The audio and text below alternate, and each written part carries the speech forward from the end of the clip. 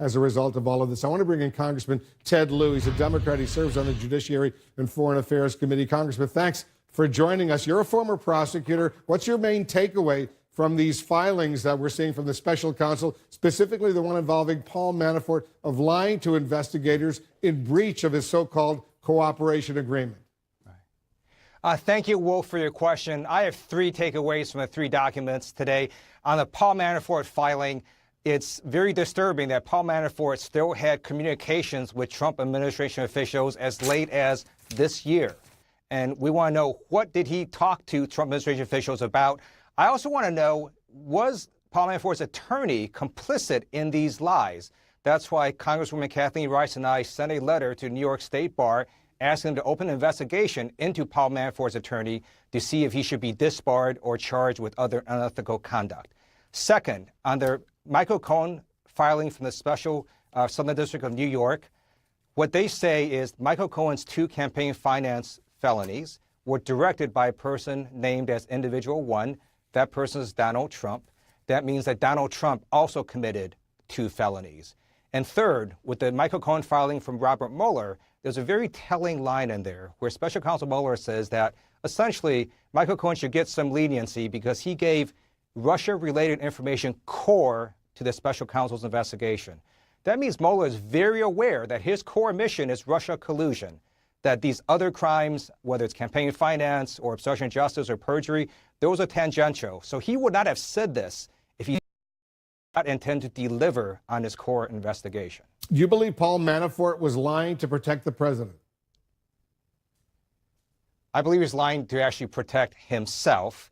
And maybe he was trying to protect the president, but I think he was mainly trying to protect himself. It's also really astounding that Paul Manafort could think he could lie and get away with it, knowing that the full resources of the prosecution in terms of what they have with not just electronic surveillance, but also just manpower, that he could somehow get away with it. That's really quite astounding. Yeah, they know clearly, I would say, everything already. Let's turn to the sentencing memos involving Michael Cohen, the president's longtime lawyer and fixer, spent a decade working with the president. In this filing from the Southern District of New York, Congressman, individual number 1, who is identified as the president of the United States, is mentioned 23 separate times. How damaging is that for the president? Yeah. It's extremely damaging, not just politically, but also legally. If you direct a person to commit a felony, you also, in essence, committed that felony, or at least conspiracy to commit that felony. So it's quite astounding that prosecutors who are under the Department of Justice, who essentially are under Donald Trump, are accusing him of committing at least 2 felonies.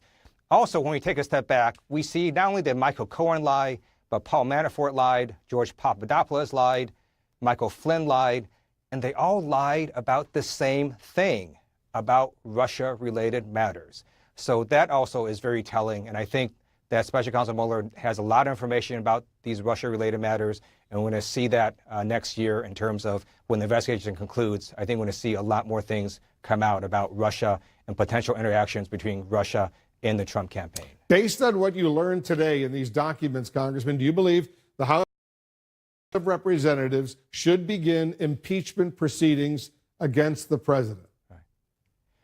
I believe impeachment, like Congress's power to declare war, is one of our gravest responsibilities.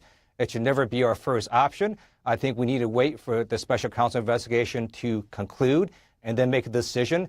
And these court filings today, they were not meant to clear the president or not clear him. These were specific filings on Paul Manafort and Michael Cohen for sentencing purposes and for other purposes, not really to lay out a roadmap, but also to really tell the judge about what they want to have happen to these filings. So we're going to know a lot more when the actual investigation concludes and Special Counsel Mueller reveals everything he knows about Russia. Congressman Lieu, thanks so much for joining us.